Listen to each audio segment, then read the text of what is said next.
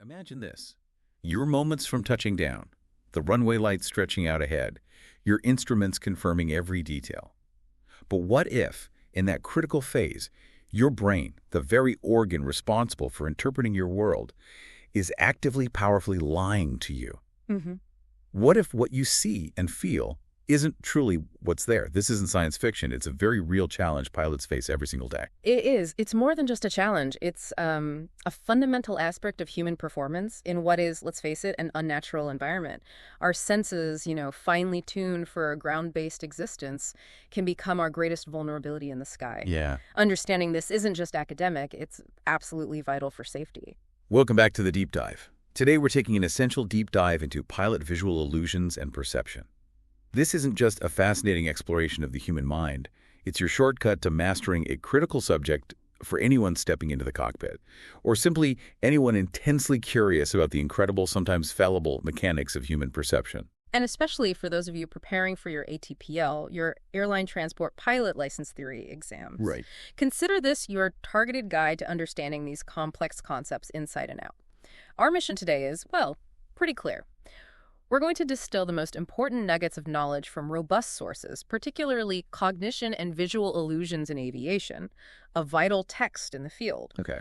We'll not just explain what these illusions are, but delve deep into why they happen, how your brain constructs a reality that can betray you, and, crucially, the practical countermeasures pilots employ to identify and counteract them. Because at the end of the day, this deep dive isn't just about acing an exam, though that's important too. Definitely. It's about becoming a truly well-informed, prepared pilot, ready to navigate the very real, often invisible challenges the sky presents.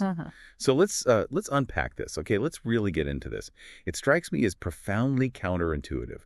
Why are we, as humans, creatures who are so incredibly visually oriented, why are we so susceptible to illusions, especially in an environment as precise and demanding as aviation? Right. We evolved, after all, to operate at sea level, at walking speeds. Flight, by its very nature, catapults us into a third dimension our senses simply weren't designed for. What's truly fascinating here is the core definition we're working with. An illusion is fundamentally just a mismatch between what we sense and what is objectively real. A mismatch, okay. Our brains are constantly, often unconsciously, working to create mental models.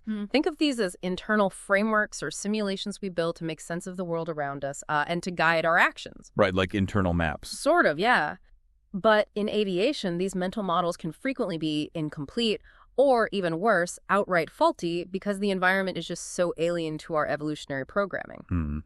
This inevitably leads to sensory information being presented to us that falls far outside our normal expectations, thereby creating the illusion. It's that profound difference between our subjective perception and the objective reality that creates the danger. So if I'm hearing you correctly, it's really about our brain trying to make sense of something completely new and unnatural, like flying. Yeah. But doing it with old, ingrained programming that's designed for a very different world. Yeah. It's almost like trying to run, 21st century flight simulation software on a 19th century computer. That analogy is actually incredibly vivid and, frankly, quite accurate. It raises a deeper question, though. If our brains are hardwired this way, does that mean even the most experienced pilot is inherently vulnerable? Can sheer training truly override millions of years of evolution? That's a key question, isn't it? It is. And objects seen from the air look fundamentally different than one viewed from the ground. They lack the familiar context, the scale cues we rely on. Right. A significant challenge comes from the sheer lack of stable, familiar visual references once you're airborne, combined with the brain's inherent struggle to truly comprehend and navigate a third-dimension height and depth on a vast scale.